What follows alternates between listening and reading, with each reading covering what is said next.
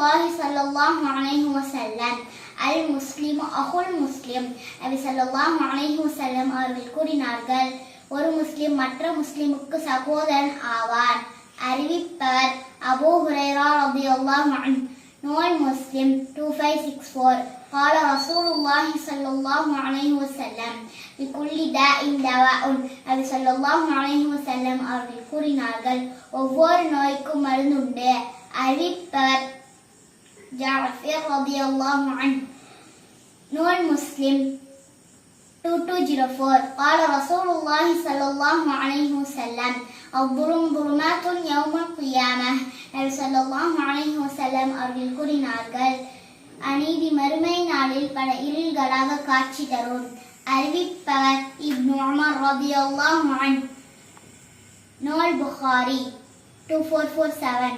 قال رسول الله صلى الله عليه وسلم لا تحاسدوا.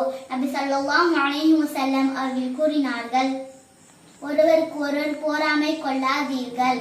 அறிவிப்பவர் அனஸ் ரலியல்லாஹு அன்ஹு. நூல் முஸ்லிம் 2559. قال رسول الله صلى الله عليه وسلم الصيام جنة.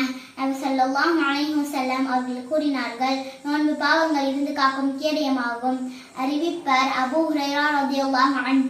நூல் புகாரி 1894. قال رسول الله صلى الله عليه وسلم كل مصبر في النار. நபி ஸல்லல்லாஹு அலைஹி வஸல்லம் அவர்கள் கூறினார்கள், உருவங்களை வரைகிற ஒவ்வொருவரும் நரகத்திலே இருப்பர். அறிவிப்பவர் இப்னு அப்பாஸ் ரலியல்லாஹு அன்ஹு. நூல் முஸ்லிம் 2110. قال رسول الله صلى الله عليه وسلم ويل للأعقاب من النار. நபி ஸல்லல்லாஹு அலைஹி வஸல்லம் அவர்கள் கூறினார்கள், உணவில் சரியாக கழுவப்படாத குதிங்கால்களுக்கு நரகம் என்ற கேடு உள்ளது. அறிவிப்பவர் அபூ ஹுரைரா ரலியல்லாஹு அன்ஹு. நூல் புகாரி 165. قال رسول الله صلى الله عليه وسلم إنما الأعمال بالنيات. நபி ஸல்லல்லாஹு அலைஹி வஸல்லம் அவர்கள் கூறினார்கள், செயல்கள் அனைத்தும் எண்ணங்களை பொறுத்தே அமைகின்றன. அறிவிப்பவர் உமர் ரலியல்லாஹு அன்ஹு. நூல் புகாரி 01. قال رسول الله صلى الله عليه وسلم لا تغضبوا. நபி ஸல்லல்லாஹு அலைஹி வஸல்லம் அவர்கள் கூறினார்கள், கோபப்பட வேண்டாம்.